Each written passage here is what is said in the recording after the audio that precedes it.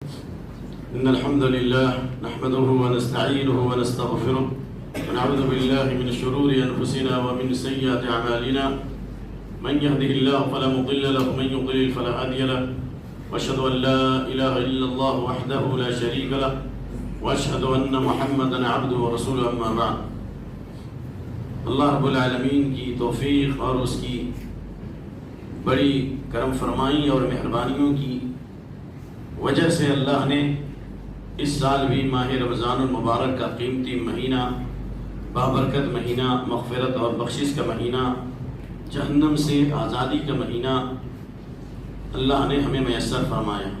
جس طرح اللہ نے ہمیں اس ماہ رمضان میں یہ موقع نصیب فرمایا کہ ہم پہلی تراویح پڑھ رہے ہیں، اللہ تعالی ہمارا انجام بھی یعنی رمضان کا اختتام بھی خیر اور بھلائی کے ساتھ کرے اور اللہ تعالی ہماری گردنوں کو جہنم سے آزاد فرمائے.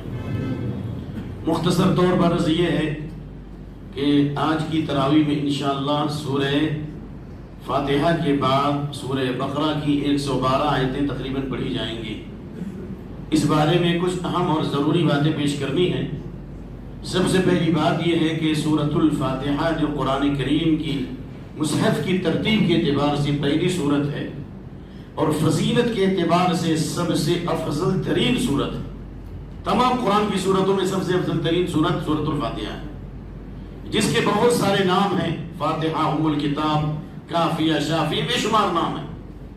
اس سورت کی سب سے عظیم ترین خصوصیت یہ ہے کہ اللہ کے نبی صلی اللہ علیہ وسلم پر یہ سورت جب نازل ہوئی تو جبریل امین پہلے نازل ہوئے اور بشارت اور کیا کچھ دقت ہے؟ آواز صاف نہیں ہے؟ صاف ہے. کوئی بات ہو بولیے، کوئی مشکل نیچے آواز نہیں. اچھا اچھا ٹھیک ٹھیک کوئی بات نہیں. جزاک اللہ. اس سورت کی سب سے بڑی خصوصیت یہ ہے کہ حضرت ابن عباس رضی اللہ تعالیٰ عنہ فرماتے ہیں کہ ہم نبی صلی اللہ علیہ وسلم کی مجلس میں تھے. اچانک آپ صلی اللہ علیہ وسلم نے اپنے سر کے اوپر آسمان میں ایک آواز سنائی دی. جبریل امین موجود تھے اور آپ نے فرمایا ہے، جبریل نے فرمایا هذا باب من السماء فتح اليوم لم يفتح من قبل.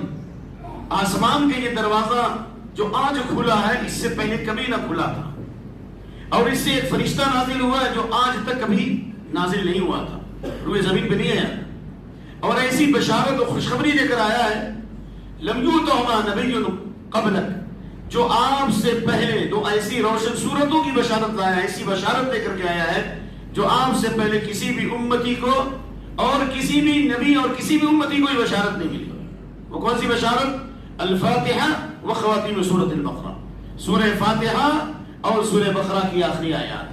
تو یہ سورہ فاتحہ کی بڑی خصوصیت یہ ہے کہ یہ فاتحۃ الکتاب ہے، کتاب کے آغاز میں پڑھی جاتی ہے، اور فاتحۃ الخیر بھی ہے اور ام القرآن بھی ہے، پورے قرآن کا خلاصہ بھی. قرآن میں جتنے مضامین ہیں ان تمام کا خلاصہ سورہ فاتحہ میں موجود ہے. شاہ ولی اللہ محدث دہلوی فرماتے ہیں کہ قرآن میں جتنے علوم ہیں اس کا وہ ایک خزانہ ہے جس کا کوئی احاطہ نہیں کر سکتا، لیکن تمام علوم کو انہوں نے 7 قسموں میں بانٹا ہے. نمبر 1 علم التوحید، نمبر 2 علم الاحکام، نمبر 3 علم الجدل یعنی علم المناظرہ، نمبر 4 علم التذکیر بایام اللہ یعنی پچھلی امتوں کے ساتھ جو اللہ نے معاملات کیے کہ نیک لوگوں کی مدد فرمائی اور اللہ نے نافرمانوں پر عذاب نازل کیا. یہ قرآن کریم کا بھی ایک مستقل موضوع ہے. علم التذکیر بآلاء اللہ، اللہ کی نعمتوں کا جو فیضان ہے پوری کائنات پر اور خصوصاً انسان پر، قرآن میں اس علم سے بھی بحث کی گئی ہے. اور علم التذکیر اور ایک ہے علم التذکیر بالحشر وما بعدہ یعنی قیامت اور اس کے بعد کے مناظر. یہ 7 علوم پر قرآن مشتمل ہے. تمام قرآن کے علوم پر غور کریں گے ان 7 میں سے کوئی نہ کوئی ایک قسم ہوگی اور یہ 7 علوم سورہ فاتحہ میں موجود ہیں. میں نے درس دیا باضابطہ، ہم نے استعمال بھی کیا اس کا الحمدللہ، لیکن اس تفصیل کا موقع نہیں. خلاصہ کلام یہ ہے کہ پورے قرآن کا خلاصہ سورہ فاتحہ ہے اور اللہ نے سورہ فاتحہ میں اپنی توحید، اپنی بڑائی اور کبریائی کے بیان کے ساتھ انسانیت کی زندگی کا جو سب سے بڑا مقصد ہے انسان اور جنات کی زندگی کا، وما خلقت الجن والانس الا لیعبدون ایاک نعبد و ایاک نستعین. اس لیے حضرت حسن بصری فرماتے ہیں تمام آسمانی کتابوں کا خلاصہ قرآن ہے، اور پورے قرآن کا خلاصہ سورہ فاتحہ ہے، اور سورہ فاتحہ کی سب سے عظیم آیت اور سورہ فاتحہ کا مکمل خلاصہ ایاک نعبد و ایاک نستعین۔ تو اللہ تعالیٰ نے اپنی عبادت اور اپنی اطاعت کا حکم دیا اور کہا کہ ایاک نعبد و ایاک نستعین، ہم تیری عبادت کرتے ہیں، تجھی سے مدد چاہتے ہیں۔ لیکن اللہ نے عبادت کے ساتھ ہدایت کا تذکرہ کیا کہ ہدایت کے لیے عبادت ضروری ہے، اور عبادت کے لیے اللہ سے مدد مانگنا ضروری ہے۔ عبادت بھی اللہ ہی کی ہوگی اور مدد بھی کس سے مانگی جائے گی؟ اللہ ہی سے مانگی جائے گی۔ اللہ کے علاوہ کسی غیر سے مدد مانگنا جائز نہیں۔ دنیاوی اسباب کے تحت اگر کسی انسان سے ہم مدد مانگتے ہیں، دنیاوی اسباب کے تحت کسی سے گھڑی مانگ لی، کسی سے پانی مانگ لیا، کسی سے قرضہ لیا، دنیاوی اسباب کے تحت کسی سے مدد مانگتے ہیں تو اس کے لیے 3 شرطوں کا ہونا ضروری ہے، یاد رکھیے، کوئی گمراہ نہ کر سکتا ہے۔ 3 شرطوں کا ہونا ضروری ہے۔ نمبر 1، وہ آدمی موجود ہو۔ نمبر 2، وہ زندہ ہو، حی حاضر قادر۔ بس ہم بچوں کو رٹاتے ہیں، حی حاضر قادر، حی وہ زندہ ہو۔ نمبر 2، وہ موجود ہو۔ نمبر 3، اس کو دینے پر قدرت ہو۔ وہ اولاً موجود ہے، وہ اور زندہ بھی ہے، اور اس کو دینے پر قدرت ہے۔ ظاہر سی بات ہے، فقیر سے فقیر نہیں مانگتا، فقیر کسی مالدار سے مانگتا ہے۔ تو ان شرطوں کے ساتھ دنیاوی اسباب کے تحت ہم کسی سے مدد مانگ سکتے ہیں، لیکن جو انسان کی قدرت سے باہر ہے، جو ہماری نگاہوں سے مخفی ہے، ان میں اللہ کے علاوہ کوئی مدد نہیں کر سکتا۔ اور عبادت کے بعد اللہ نے ہدایت کا تذکرہ کیا، اور ہدایت کے ساتھ اللہ نے 3 گروہوں کا تذکرہ کیا۔ پورے قرآن میں جتنے فرقے اور جتنی جماعتوں کا تذکرہ ہے، 3 گروہ سے 4 گروہ نہیں ہے۔ نمبر 1، انعام یافتہ گروہ، جن پر اللہ کا انعام ہوا۔ نمبر 2، جن پر اللہ کا غضب نازل ہوا۔ نمبر 3، جو گمراہ ہو گئے۔ جن پر اللہ کا انعام نازل ہوا وہ انبیاء، صدیقین، شہداء اور صالحین کا گروہ ہے۔ انبیاء، صدیقین، شہداء اور صالحین کا اللہ نے ان پر انعام کیسے کیا؟ یہ نہیں کہ اللہ نے بہت زیادہ ان کے اوپر مال و دولت نازل کی، ہو سکتا ہے اللہ کسی کو دے دے، اور یہ نہیں کہ اللہ نے ان کے اقتدار سے نوازا، ہو سکتا ہے اللہ تعالیٰ کسی کو دے دے، جیسے اللہ نے بعض نبیوں کے اقتدار بھی دیا، نبوت بھی دی اور اقتدار بھی دیا، حکومت بھی دی، حضرت داؤد و سلیمان اور یوسف علیہ السلام۔ لیکن یہاں انعام سے مراد 2 قسم کا انعام ہے، یاد رکھیے۔ اگر اس کو سمجھ لیں گے تو انشاءاللہ پورا قرآن سمجھ میں آ جائے گا باذن اللہ۔ پہلا، اللہ نے ان پر انعام کیا، من علیہم بالعلم النافع والعمل الصالح۔ المنعم علیہم هم الذین من اللہ علیہم بالعلم النافع والعمل الصالح۔ جن پر اللہ کا انعام ہوا وہ یہ کہ اللہ نے انہیں علم کی نعمت سے نوازا، اللہ نے نفع بخش علم عطا فرمایا، اور نمبر 2، علم کے مطابق عمل کرنے کی توفیق دی۔ لہذا ہدایت کا، پوری ہدایت کا خلاصہ یہی ہے، جب اللہ کسی کو ہدایت دیتا ہے تو اس کا مطلب کیا ہوا کہ اللہ اس کو نفع بخش علم عطا فرمائے گا، نمبر 2، علم کے مطابق عمل کرنے کی توفیق دے گا، یاد رہے گا نا۔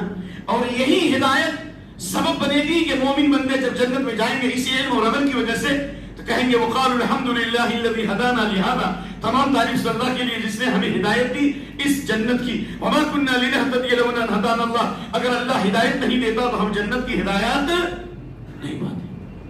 اور اس کے مقابلے میں 2 گروہ ہیں، ایک مغضوب علیہم اور تیسرا والضالین، جن پر اللہ کا غضب نازل ہوا اس سے مراد یہود، اور جو گمراہ ہو گئے اس سے مراد نصارہ۔ عدی بن حاتم کی لمبی روایت ہے، اور امام حاتم نے کہا کہ اس پر پوری امت کا اجماع ہے، اتفاق ہے کہ جن پر اللہ کا غضب نازل ہوا اس سے مراد یہود اور یہود کے طریقے پر چلنے والے ہیں، اور ضالین سے مراد کرسچن، نصارہ اور نصارہ کے طریقے پر چلنے والے۔ سبحان اللہ۔ یہود پر اللہ کا غضب کیوں نازل ہوا؟ اس لیے کہ ان کے پاس علم تو بہت زیادہ تھا، بڑے بڑے علماء تھے ان کے اندر، احبار اور رہبان۔ اللہ نے ان کے علماء کو عالم نہیں کہا، یہودیوں کو علماء کو اللہ نے کیا کہا؟ احبار کہا۔ احبار کا بہت بڑے عالم، بڑی بڑی کتابوں کے ماہر تھے، حافظ تھے، بڑے عالم تھے ان کے اندر، اور اللہ نے ان کے اندر رہبان میں رکھا، عبادت گزار میں رکھا، لیکن علم کے مطابق عمل نہیں کیا، فباؤ بغضب علی غضب، پے در پے اللہ کے غضب کے شکار ہوئے۔ علم کے خلاف عمل کیا، اللہ نے قیامت تک ان پر لعنت کی۔ علم کے خلاف عمل کیا، اللہ نے قیامت تک اعلان کر دیا کہ ہم یہودیوں پر ظالم لوگوں کو مسلط کریں گے۔ سورۃ الاعراف میں یہ آیت موجود ہے، وَإِذْ تَأَذَّنَ رَبُّكَ لَيَبْعَثَنَّ عَلَيْهِمْ إِلَىٰ يَوْمِ الْقِيَامَةِ مَنْ يَسُومُهُمْ سُوءَ الْعَذَابِ۔ اس لیے اللہ نے کبھی ہٹلر سے پٹوایا، کبھی ٹائٹس سے پٹوایا، کبھی مفت نظر سے ہٹوایا. لہذا سفیان بن عیینہ کہتے ہیں من تشبہ من علمائنا فلیشبہ من الیہود. اس امت کے جو علماء علم کے مطابق عمل نہیں کریں گے ان کی مثال یہود کی ہے. اور اس امت کے جو عبادت گزار عبادت کریں گے لیکن سنت کا علم حاصل نہیں کریں گے, بغیر علم کے عمل کریں گے. اتنی مرتبہ پڑھ دو تو اتنا ثواب, اور لا الہ الا اللہ پڑھ دو تو 80 سال کا گناہ معاف ہو جائے گا, اور ایک وقت نماز چھوٹ جائے تو 2,82,82,00,000 برس جہنم میں جلو گے جس کی کوئی اصل نہیں. تو ایسے لوگ جو بغیر تحقیق کے بے سروپا روایات بیان کرتے ہیں جن میں کوئی ریفرنس نہیں ہے, ان کی مثال نصارہ کی ہے. اور اسی سورہ فاتحہ کی تفسیر سورۃ البقرہ ہے, بلکہ دوسرے لفظوں میں کہا جائے یہودیوں کی پوری تفسیر سورہ بقرہ میں ہے اور نصارہ اور کرسچن کی پوری تفسیر سورہ آل عمران میں. لہذا سورہ بقرہ اور آل عمران کی فضیلت یہ ہے کہ سورہ بقرہ اور آل عمران کے بارے میں آپ نے فرمایا اقرأوا الزہراوین, 2 روشن سورتوں کو پڑھو. یہ 2 روشن سورتیں قیامت کی بدنیوں کے سائے کی شکل میں, چڑیے کے جھنڈ کی شکل میں حاضر ہوں گی اور اپنے پڑھنے والوں کے لیے شفاعت کریں گی. ایک نمبر 1 سورہ بقرہ پڑھنے کا فائدہ فإنہا خطا برکہ, اس کے پڑھنے میں برکت ہے. جو انسان پڑھے گا اس کی ذات میں برکت, ایک اس کے عمل میں برکت, اس کی زبان میں برکت, اس کی زندگی میں برکت, اس کے کاروبار میں برکت. اور آپ نے فرمایا کچھ دقت ہو رہی ہے کیا؟ کچھ دقت ہو رہی ہے؟ اللہ آپ کو جزا خیر دے. ولا یستطیع ربنا, اور سورہ بقرہ پڑھنے کا فائدہ یہ ہے کہ جادوگر کبھی اس پر قابو نہیں پا سکتے. جو سورہ بقرہ پڑھے گا اس پر جادوگر کامیاب نہیں ہو سکتے. چونکہ ہمارا بیان انشاءاللہ 4 رکعت کے بعد بھی ہے اور سورہ فاتحہ کی مناسبت سے کچھ تفصیل بتائی گئی, لیکن اجمالاً بتا دیتا ہوں شارٹ میں. سورہ بقرہ کی ابتدائی 5 آیات میں اللہ نے انعام یافتہ گروہ کے بارے میں فرمایا. متقیوں کی جو 5 صفتیں بتائی گئی ہیں جن کو اللہ نے کہا اولئک علی ھدی من ربہم واولئک هم المفلحون, وہ ہر جس میدان میں جائیں گے ہدایت, دعوت کے میدان میں ہدایت, سیاست کے میدان میں, جس میدان میں جائیں گے ہدایت ہی ہدایت ہوگی. کیونکہ اعلیٰ کا مطلب آیا, امام ابن قیم فرماتے ہیں اللہ نے ہدایت کے لیے اعلیٰ کا لفظ استعمال فرمایا, اور گمراہی کے لیے فی پوری پوزیشن میں, گمراہی کے لیے فی پوری پوزیشن ان, اور ہدایت کے لیے الگ الگ استعمال ہوا. وہ لوگ اپنے رب کے ہدایت پر. تو جس ابتدائی 5 آیتوں میں جو متقین کی جو صفات ہیں, غیب پر ایمان لانا, نماز کا قائم کرنا, اللہ کی راہ میں خرچ کرنا, پچھلی کتابوں پر ایمان لانا, اس کتاب پر ایمان لانا, آخرت پر یقین کرنا, ہے نا. تو یہ صفت جس کے اندر ہوگی اللہ تعالیٰ ان 3 بدین کے ہدایت میں اضافہ کرے گا. نمبر 1 ابن عباس کی تفسیر کے مطابق اللہ تعالیٰ اس کے قلب کو نور سے منور کرے گا. نمبر 3 اللہ دین پر استقامت نصیب کرے گا. سمجھ میں آ گیا؟ اور ابن عباس کہتے ہیں هم المفلحون فازوا ادرکوا ما طلبوا ونجوا من كل ما هربوا. یعنی اگر یہ 5 صفتیں آئیں گی تو اللہ دنیا میں بھی کامیاب کرے گا اور آخرت میں بھی. کیوں؟ اس لیے کہ ان کے پاس علم بھی تھا اور علم کے مطابق عمل کیا, اور مثال صحابہ کی مثلا. اور اس کے مقابلے میں پکے کافروں کا تذکرہ اللہ نے 2 آیتوں میں کیا ہے. سورہ بقرہ میں ابتدائی 5 آیتوں میں انعام یافتہ کرو, اور باقی 2 آیتوں میں پکے کافروں کا تذکرہ کیا جن کے اوپر حق واضح ہو چکا تھا. عتبہ, شیبہ, ربیعہ, ابو جہل, ولی جماعت, حق واضح ہو چکا تھا, پھر ہدایت میں نہیں آئے. تو ان کی مثال یہود کی ہے, اس لیے وہ یہود کے مشابہ ہو گئے. اور پھر 13 آیتوں میں اللہ نے منافقین کا تذکرہ کیا, اور نفاق کا جو فتنہ ہے وہ عام کافروں سے زیادہ ہے. اس لیے نفاق کے فتنے ضائع کرنے کے لیے اللہ نے 13 آیتیں نازل کی. نمبر 1. نمبر 2, منافق میں یہودیوں کی بھی صفت پائی گئی. کیوں؟ اس لیے کہ یہودیوں سے ان کے تعلقات تھے, اور یہودیوں کے ساتھ وہ اسلام کے خلاف سازش کرتے تھے, اور یہودیوں کی طرف ان کے پاس حق تھا لیکن انکار کرتے تھے, قبول نہیں کرتے تھے. اور منافقین میں دوسری مشابہت نصارہ کی پائی گئی, اس لیے کہ وہ علم حاصل نہیں کرتے تھے. اس لیے اللہ نے کہا الا انهم مصطفى ولكن لا يعلمون, وہ بے وقوف ہے لیکن علم حاصل نہیں کرتے. منافقین کے تذکرے کے بعد اللہ نے, غور سے سنیے, آیت نمبر 21 سے لے کر آیت نمبر 21 سے لے کر 29 تک اللہ نے ایاک نعبد و ایاک نستعین کی تفسیر کی کہ تمام انسانوں کی تخلیق اور جناتوں کی تخلیق کا مقصد عبادت ہے, اور عبادت کے لیے نبی صلی اللہ علیہ وسلم کے اوپر ایمان لانا ضروری ہے. نمبر 3, عبادت کے لیے ضروری ہے کہ قرآن کی سچائی اور حقانیت میں ایمان لاؤ, اور قرآن کے مقابلے میں دنیا کی کوئی کتاب نہیں آ سکتی. پوری مخلوق مل جائے لیکن قرآن جیسی 10 سورت تو دور کی بات 1 سورت بھی نہیں جا سکتی. اور پھر اس کے بعد اللہ نے کہا کہ جو قرآن و سنت سے اعراض کرے گا اس کے لیے اللہ نے جہنم تیار کی, وہ پکا کافر ہے. اور اس کے بعد اللہ نے کہا جو قرآن و سنت کو مانیں گے وہ ان کے لیے اللہ نے جنت کا وعدہ فرمایا. اور پھر اللہ نے مکھی کی مثال بیان کی, مچھر کی مثال بیان کی. ایمان والے کہ ایمان میں اضافہ ہوتا ہے اور جن کے دلوں میں بیماری ہے وہ کہتے ہیں مکھی اور مچھر کی مثال سے کیا فائدہ ہے. پھر اللہ نے عبادت کی دلیل بیان کی ہے کہ کائنات کے اندر نشانیاں پھیلی ہوئی ہے. پھر اس کے بعد آیت نمبر 30 سے لے کر 39 تک آدم علیہ السلام کی تخلیق اور فرشتوں کا سجدہ کرنا اور ابلیس کا انکار کرنا اور پھر اس کا کافر ہو جانا, پھر ابلیس کا آدم علیہ السلام اور حوا علیہ السلام پر حملہ کرنا اور جنت سے نکلوانا, پھر آدم علیہ السلام کو غلطی کا احساس ہوا, انہوں نے توبہ کیا, اللہ نے ان کی توبہ قبول کی. ابلیس سے بھی غلطی ہوئی, آدم علیہ السلام سے بھی غلطی ہوئی. ابلیس نے انکار کیا, اب تکبر کیا, قیامت تک اس پر لعنت. آدم علیہ السلام سے بھول چوک ہوئی, توبہ استغفار کیا, اللہ نے فاجتباہ ربہ فتاب علیہ, اللہ نے اس توبے کی وجہ سے آدم علیہ السلام کو چن لیا اور ان کو ان کی توبہ قبول فرمائی اور ان کو ہدایت عطا فرمائی. اس لیے اللہ نے اس کے بعد اس واقعے کے آخری میں اللہ رب العالمین نے یہ فرمایا کہ ہماری طرف سے ہدایت جائے گی اور جو ہدایت کی پیروی کرے گا اس پر نہ کوئی خوف ہوگا نہ غمگین ہوں گے. اور پھر اس کے بعد ایک نیا مضمون شروع ہوا جس کا بیان اب کریں گے کہ آیت نمبر 40 سے لے کر آیت نمبر 141 تک 141 تک مکمل یہودیوں کی تفصیل اور ان کی دینی گمراہی, ان کے عقیدے کی گمراہی, ان کی مکاری اور عیاری, اور پھر اللہ نے ان پر کیا کیا انعام کیا, انہوں نے ناقدری کیسے کی, موسیٰ علیہ السلام کا کیسے مذاق اڑایا, انبیاء کے ساتھ کیسے استہزاء کیا, اور پھر کس جنگ و جدال میں مبتلا ہو گئے, اور کس طرح اللہ رب العالمین نے دین سے دور ہونے کی وجہ سے اللہ نے ان کو جادوگری کے اندر ڈال دیا. یہ ساری باتیں انشاءاللہ ترشحات میں چند قطرات جو ہے ضرور ڈالے جائیں گے. سمندر کو ملے پیاسے سے شبنم, بخیلی ہے یا رزاقی نہیں ہے. سمندر, قرآن ایک سمندر ہے, اس کے بعض قطرات کو پیش کرنے کی کوشش کی جا سکتی ہے. لہذا میں نے جو کچھ پڑھا جائے گا اس کا خلاصہ میں نے آپ کے سامنے پیش کر دیا ہے. انشاءاللہ 4 رکعت کے بعد بقیہ جو 4 رکعت ہوگی اس میں سے یہودیوں کی گمراہیوں سے متعلق جو چند اہم چیزیں ہیں وہ بھی آپ کے سامنے پیش کی جائیں گی. اللہ سے دعا ہے کہ اللہ ہماری تراویح کو بھی قبول فرمائے اور ہمیں دین پر استقامت نصیب فرمائے. اور ہم قرآن پڑھیں تو ایسا لگے کہ گویا کہ قرآن نازل ہو رہا ہے تیری زمین پر, جب تک نہ ہو نزول کتاب یہ رہ کشا ہے ناراضی نہ صاحب کشا. جب تک انسان دل کی صفائی کے ساتھ قرآن نہیں سنے گا, سارے مفسرین کے سارے اقوال بھی پڑھ لیں گے لیکن فائدہ نہیں ہوگا. اقول قولی ھذا واستغفر اللہ لی ولکم ولسائر المسلمین واستغفروہ انہ غفور رحیم. بارک اللہ فیکم. الحمدللہ والصلاۃ والسلام علی رسول اللہ وعلی آلہ وصحبہ وسلم. میں نے آپ کی خدمت میں بتایا تھا کہ سورۃ البقرہ کی آیت نمبر 40 سے لے کر 141 تک یہ یہودیوں کے صفات, ان کی خامیوں اور انبیاء کے ساتھ استہزاء اور مذاق, بدحدی, غداری اور خیانت اور روئے زمین میں فساد اور بگاڑ کا اللہ نے تذکرہ کیا ہے. یہ دوسرے لفظوں میں کہا گیا اخلاق الیہود فی القرآن. یہ رسالہ ہے, تھیسس ہے, PhD, کہ یہودیوں کے جو بدترین جو اخلاق ہیں جن کی وجہ سے اللہ نے ان کو ذلیل و خوار کیا, اس کا تفصیلی بیان اگر کسی صورت میں ہے تو وہ سورۃ البقرہ ہے. اللہ اکبر.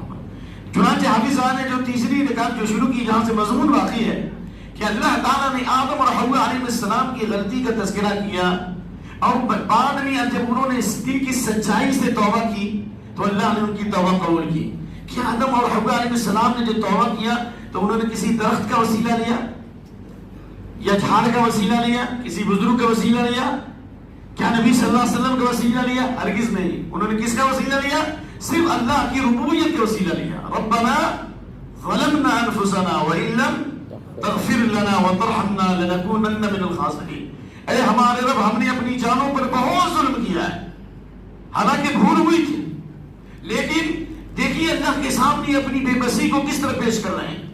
اللہ, ہم نے اپنی جانوں پر بہت ظلم کیا, اگر تو ہماری مغفرت نہ کرے گا اور ہم پر رحم نہ کرے گا تو ہم بہت زیادہ گھاٹا اٹھائیں گے, یعنی دنیا میں بھی اور آخرت میں بھی. تو اللہ نے اس کے بعد ہدایت کا تذکرہ کیا اور کہا کہ یہ ہدایت دے رہا ہوں اور یہ ہدایت روئے زمین میں انبیاء کرام کے ذریعے آتی رہے گی. جو ہدایت کی پیروی کرے گا اس کو نہ کوئی خوف ہوگا نہ غمگین ہوں گے. یہی ہدایت قرآن سنت ہے.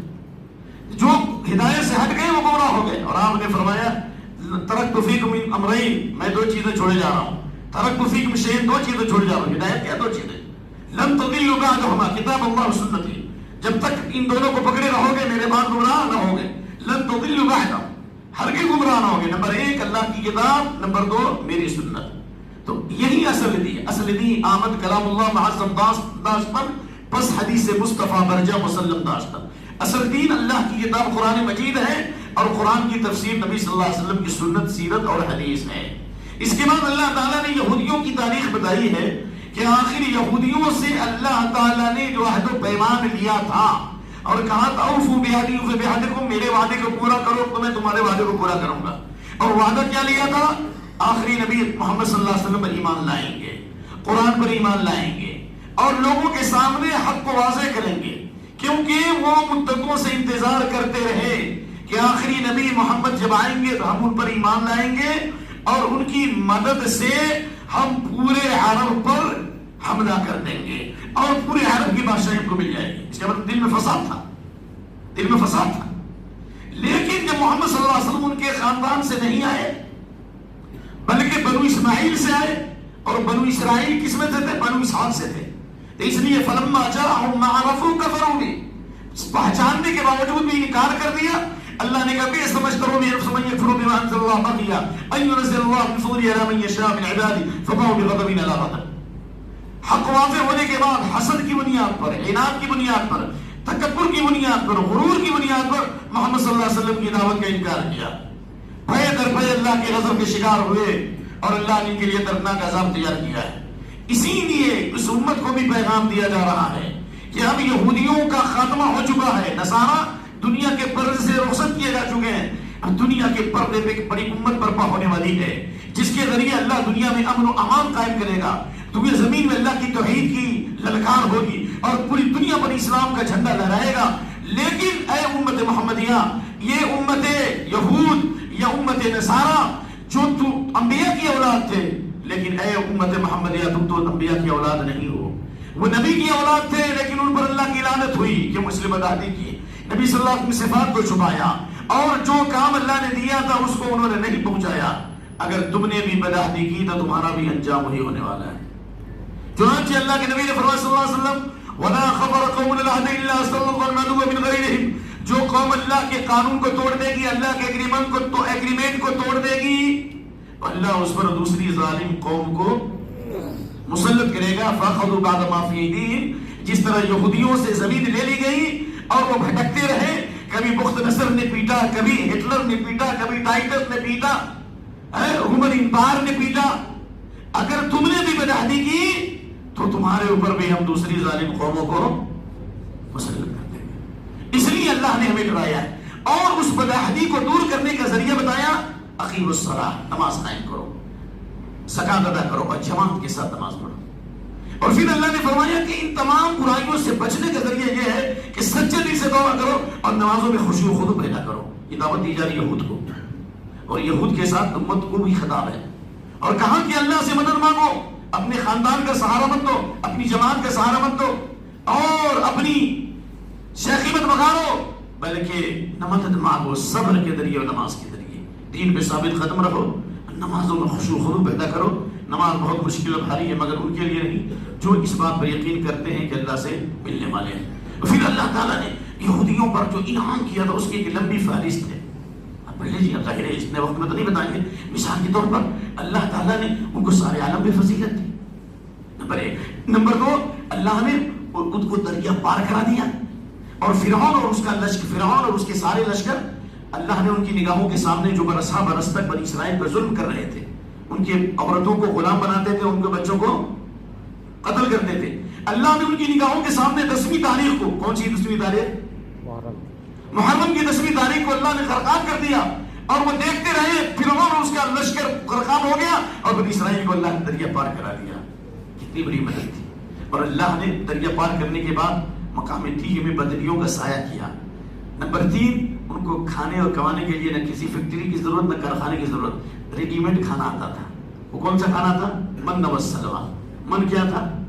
سلوہ تو ایک بٹیر ہے، بٹیر چڑیا کی شکل میں، جس کو آپ اس وقت کیا کہتے ہیں، وہ ایک خاص چھوٹا پرندہ ہوتا ہے اللہ عالم، وہ بٹیر ہوتا تھا، وہ اس کو پکڑ کے اس کو ذبح کر کے کھاتے تھے. اور من جو ہوتا تھا گوند کی طرح جم جاتا تھا شہد کی طرح سے.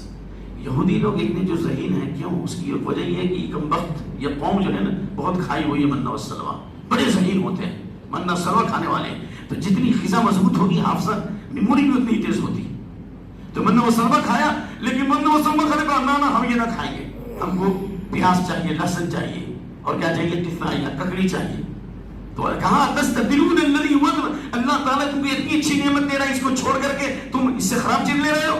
چنانچہ جب انہوں نے منہ و سلویٰ کے مقابلے میں پیاز اور لہسن کے چکر میں پڑ گئے، تو جس سے پیاز اور لہسن میں بدبو پائی جاتی ہے، کھانا تو اچھا ہے لیکن کھا کر کے مسجد آنا جائز نہیں ہے. تو یہ اللہ کی نعمت کی ناقدری کی تو ان کا دل ہی بدبودار ہو گیا، ان کا عقیدہ ہی بدبودار ہو گیا، ان کا دماغ ہی بدبودار ہو گیا، ان کی فکر بدبودار ہو گئی. اور پھر اللہ نے ان پر ذلت و خواری مسلط فرمائی. اور پھر اللہ نے یہودیوں کی شرارتوں میں سے بیان کیا. اللہ اکبر. اللہ نے ہفتے کے دن شکار کرنے سے منع کیا تھا. انہوں نے کہا ہفتے کے دن شکار نہیں کریں گے. انہوں نے ہفتے سے پہلے جمعہ کے دن ہی اس کے لیے راستہ ہموار کر دیتے تھے اور بڑے بڑے گڈھے کھود دیتے تھے. اور جب ہفتے کا دن آتا تو ساری مچھلیاں گڈھے میں گر جاتی اور اتوار کے دن نکال لیتے. یہ ہیلا کرتے تھے. تو ہیلا کرنے کی وجہ سے اللہ نے بندر اور سور بنایا. اور اس امت میں بھی یہ لوگ ہوں گے. اگر کوئی یہودیوں کے ہیلا کو سمجھنا چاہتا ہو کہ یہودیوں کے نقش قدم پر چلنے والے اس امت میں بڑے بڑے علماء ہیں. امام بخاری نے باب باندھا کتاب الحیل. کیا نام ہے بھائی؟ آپ نوجوان بیٹھو گے تو پتہ چلے گا. یہودیوں کے نقش قدم پر کہ رمضان میں زکات واجب ہو رہی ہے تو ایسا کریں گے کہ رمضان میں زکات دینی پڑے گی. رمضان سے ایک مہینہ پہلے جتنا مال ہے میں اپنی بیوی کو گفٹ دے دیا. کیا دے دیا؟ گفٹ دے دیا. اور جب رمضان گزر گیا، شوال آ گیا، عید کی نماز سے پڑھ لی تو کہا کہ وہ جو مال میں نے تم کو جو گفٹ دیا وہ لوٹا دو. یہ ہیلا کیا نا.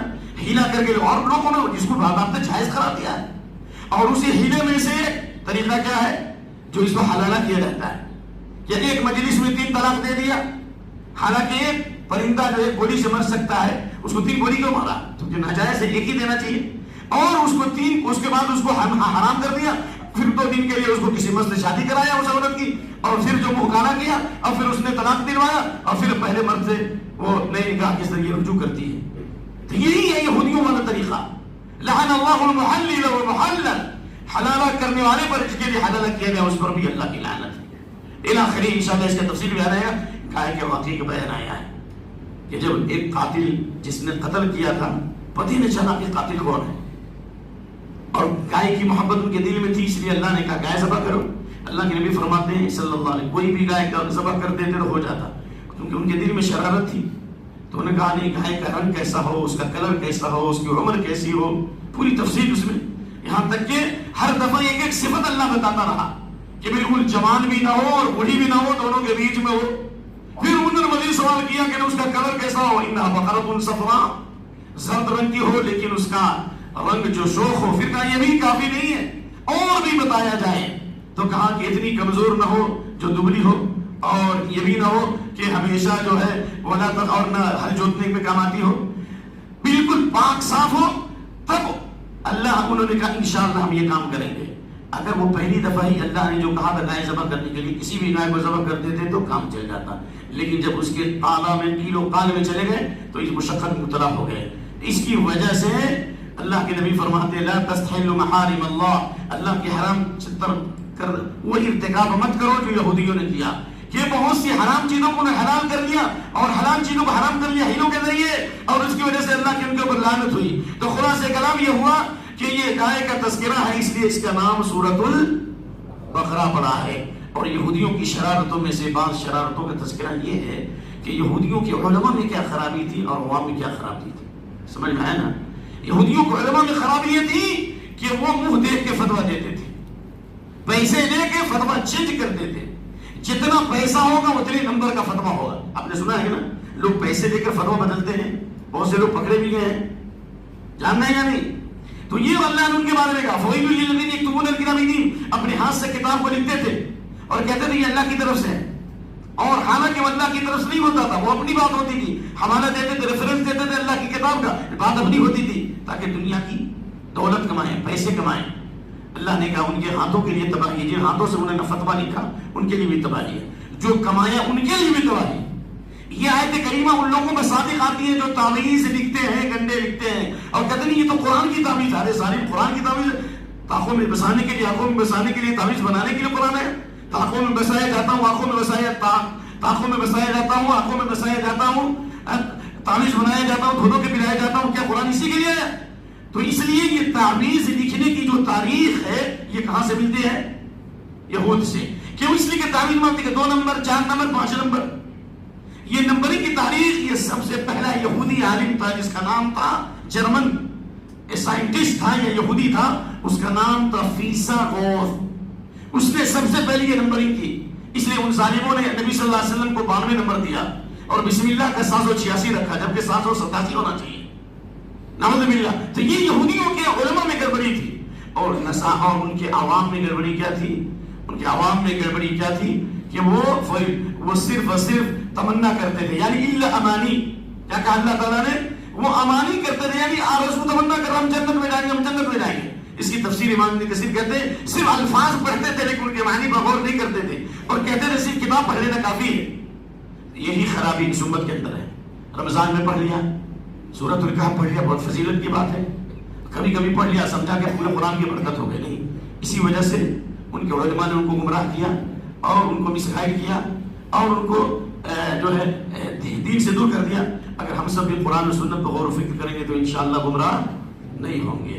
اور اللہ نے یہودیوں سے ایگریمنٹ لیا تھا اللہ کی عبادت کرنا، والدین کے ساتھ اچھا سلوک کرنا، قرابت داروں کے ساتھ، یتیموں کے ساتھ، مسکینوں کے ساتھ اور لوگوں سے اچھی بات کرنا. پھر انہوں نے روگردانی اختیار کی، کہا خون مت بہانا، خون بہانے لگے. کہا کہ اگر قیدی بن کر آئے تو ان سے فدیہ نہ لینا، ان سے فدیہ لینے لگے. پھر اللہ نے کہا کہ پورے دین پر عمل کرنا. ان کا طریقہ جو ان کے مزاج کے مطابق ہوتا لے لیتے ہیں، جو ان کے مزاج کے خلاف ہوتا اس پہ کیا کرتے؟ چھوڑ دیتے. تو اللہ نے کہا فما جزاء من يفعل ذلك منكم الا خزي في الحیاۃ الدنیا. اس لیے اللہ نے دنیا میں ان کو رسوا کر دیا اور قیامت کے دن سب سے سخت عذاب میں ڈالے جائیں گے. بات ختم ہو گئی. اور آخری بات کہ ان کے اندر ایک بہت بڑا کیا تھا معاملہ جو ہمارے بہت سارے لوگوں میں پایا جاتا ہے. بہت سے لوگوں میں پایا جاتا ہے کہ ہاں یہ قرآن کی آیت ہے نا، آپ کا پاجامہ ٹخنے سے نیچے لٹکا ہوا ہے. جیسے مدینے میں ایک صاحب ملے ہمارے، بہت تحریکی جماعت سے تعلق رکھتے تھے. میں نے کہا کہ آپ کا پاجامہ ٹخنے سے نیچے لٹکا ہے. اکیلے میں نصیحت تھی. کہا کہ یہ جھگڑا مولویوں کا کبھی ختم نہیں ہوگا، اتنی چھوٹی چھوٹی چیز کے اوپر تم تقریر کرتے ہو، کیا ہے؟ ہم نے کہا نہیں، اللہ کے نبی کی حدیث ہے صلی اللہ علیہ وسلم کہ جس کا لنگی یا پاجامہ ٹخنے سے نیچے ہو یا اس کا پینٹ ٹخنے سے نیچے ہو جہنم میں. تو جو مزاج کے مطابق لے لیا، جو مزاج کے خلاف نے چھوڑ دیا، یہی برائی ہمارے اندر بھی پائی جاتی ہے. اللہ نے فرمایا وقالوا قلوبنا غلف. جب یہودیوں کے سامنے حق پیش کیا جاتا تھا کہتے تھے کہ ہمارا سینہ علم سے بھرا ہوا ہے، تمہیں بتانے کی ضرورت. ہمارے پاس ہمارے گھر میں اتنے بڑے بڑے عالم ہیں، ہمارے اتنے بڑے بڑے عالم. ارے میرے بھائی اللہ آپ کے علم میں اضافہ کرے اور بہت اچھی بات ہے، لیکن یہ جو بتایا جا رہا ہے اس کا مطلب یہ نہیں کہ آپ کا بیٹا عالم ہے تو اس کا مطلب یہ نہیں کہ وہ شریعت بنا دے گا. اس لیے یہ کہنا کہ ہمارا سینہ علم سے بھرا ہوا ہم نہیں مانیں گے. اس لیے میں نے مسجد نبوی میں بھی دیکھا ہے بہت سے لوگ مسجد نبوی میں رہنے کے باوجود بھی گمراہ ہیں.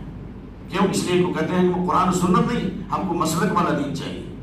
اور وہاں بھی گمراہ ہو رہے ہیں، وہاں بھی ختم خواجگان کر رہے ہیں، وہاں بھی چلے کشی کر رہے ہیں. یہاں تک کہ میری بہت ساری بحثیں ہوئی، مناظرے ہوئے. تو جب انسان کا دل صاف ستھرا نہ ہو، تکبر آ جائے تو پورے زمزم کا پانی بھی پی لے گا تو وہ اندھا کا اندھا ہی رہے گا. تو اس لیے اللہ نے یہودیوں کی گمراہی کی وجہ بتائی ہے کہ تکبر اور غرور. اور جب وہ تکبر اور غرور کیا اور اللہ کی کتاب کو چھوڑا تو اللہ نے ان کے اوپر شیطانوں کو مسلط کر دیا. جب شیطانوں کو مسلط کر دیا جادوگری میں چلے گئے. جادوگری کا جو فن دنیا میں جو آیا ہے اور یہ پھیلا ہے کن کے ذریعے آیا ہے؟ یہود کے ذریعے. آیت نمبر 102 سے 102 اور 103 مکمل پڑھ لیجیے آپ. یہ جادوگری میں کیوں چلے گئے؟ اس لیے کہ انہوں نے اللہ کی کتاب کو چھوڑا. وَلَمَّا جَاءَهُمْ رَسُولٌ مِّنْ عِندِ اللَّهِ مُصَدِّقٌ لِمَا مَعَهُمْ نَبَذَ فَرِيقٌ مِّنَ الَّذِينَ أُوتُوا الْكِتَابَ كِتَابَ اللَّهِ وَرَاءَ ظُهُورِهِمْ كَأَنَّهُمْ لَا يَعْلَمُونَ. جب اللہ کی کتاب کو بس پوچھ ڈال دیا تو وہ جادوگری مبتلا ہو گئے، سحر میں مبتلا ہو گئے. اور اللہ نے ان کی آزمائش کے لیے ہاروت اور ماروت 2 فرشتے کو بھیجا جو جادو بھی سکھاتے تھے اور کہتے تھے کہ تم سیکھو گے تو کافر ہو جاؤ گے. لیکن جو سیکھنا چاہتا اس کو سکھاتے تھے، یہاں تک کہ بنی اسرائیل کی بڑی تعداد تباہ برباد ہو گئی جادوگری کرنے کی. لیکن اس کے بعد میں حافظ صاحب جہاں پر بھی ختم کرنے والے ہیں، امت کو آگاہ کیا کہ دنیا میں سب سے زیادہ حسد کرنے والی قوم کون ہے؟ یہود ہے. اس لیے ہر دور ہر زمانے میں یہودیوں کی جماعت حسد کرتی رہی اور کرے گی کہ ان دین سے مرتد بنا دیں. اور دین سے مرتد بنانے کے لیے اپنے مالوں کو خرچ کریں گے. ایک یہودی کے پاس ابھی تک پہلے تک کی رپورٹ آئی ہے، ایک یہودی کے پاس اتنی دولت تھی، اب تو ہے کہ نہیں معلوم، کہ اگر چاہے تو پورا ملک خرید لے. لیکن پورے یہود اس بات کی کوشش کرتے رہیں گے کہ تم کو یردونکم من بعد ایمانکم کفارا، تم کو ایمان کے بعد کافر بنا دیں. یہودیوں کی سازش سے بچنے کے لیے اللہ نے 3 باتیں بتائی ہیں، کتنی مختصر ہے، کوئی لمبی تقریر نہیں۔ نمبر 1 اللہ سے تعلق جوڑنے کے لیے اخلاص سے نماز پڑھو، اقیموا الصلاۃ والصلاۃ۔ نمبر 2 مالوں کی زکات دو تاکہ محتاجی ختم ہو، غربت ختم ہو، کیونکہ غربت کی وجہ سے لوگ مرتد ہو رہے ہیں، کافر ہو رہے ہیں۔ نمبر 3 وقرضوا اللہ قرضا حسنا، نفلی صدقہ خیرات کرو، وقت کرو کہ کوئی مسجد بنا دے، کوئی مدرسہ بنا دے، جیسے بہت سے لوگوں نے مسجد کی توسیع کے لیے پیسہ دیا، اللہ ان کو جزائے خیر دے، ان کی اس عمل کو قبول فرمائے۔ کون ہے ہم کو نہیں معلوم، ٹھیک ہے؟ تو کہا وقرضوا اللہ قرضا حسنا، قرضہ دو، یعنی قرضہ کا مطلب ہوا کہ اللہ کی راہ میں خرچہ کرو۔ تو یہودیوں کی سازش سے تم کیا ہو جاؤ گے؟ نجات پا جاؤ گے۔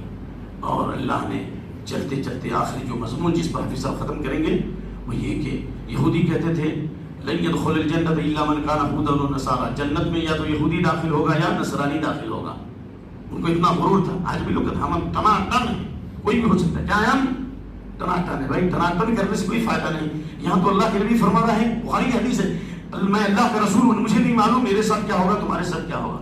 یہاں تو ابوبکر صدیق کہہ رہے ہیں کہ کاش کے میں درخت ہوتا تو میں کاٹ لیا جاتا، کاش کے میں پرندہ ہوتا، اللہ کے خوف سے کانپتے تھے، اور کہتے ہم ٹناٹن ہیں۔ ٹناٹن نہیں ہے یہ سب گمراہی ہے، بلکہ حق یہ ہے بھلا من اسلم وجہہ للہ، جس نے اپنی پیشانی کو اللہ کے لیے جھکایا۔ ایک نمبر 1 وہ محسن، اور نیت میں اخلاص ہے اور عمل بھی سنت کے مطابق ہے، ان پر نہ کوئی خوف ہوگا نہ غمگین ہوں گے۔ اس کے اوپر یہ مضمون ختم ہو رہا ہے الحمدللہ، اور اسی پر آیت نمبر 112 پر انشاءاللہ آج کی تراویح ختم ہوگی۔ جو کچھ ہم نے سنا ہے اللہ یہ تاثیر ہماری تراویح میں بھی پیدا کرے کہ جب حافظ صاحب پڑھیں تو ہم اللہ کو اثر عطا فرمائیں اور روحانیت عطا فرمائیں۔ جتنی آپ کو تکلیف ہوگی اس کے بدلے اللہ آپ کو اجر دے گا، کیونکہ امام کے ساتھ جو تراویح پڑھے گا اور امام کے ساتھ جائے گا، اللہ کے نبی فرماتے صلی اللہ علیہ وسلم اس کو پوری رات کا ثواب ملے گا انشاءاللہ۔ وباللہ التوفیق۔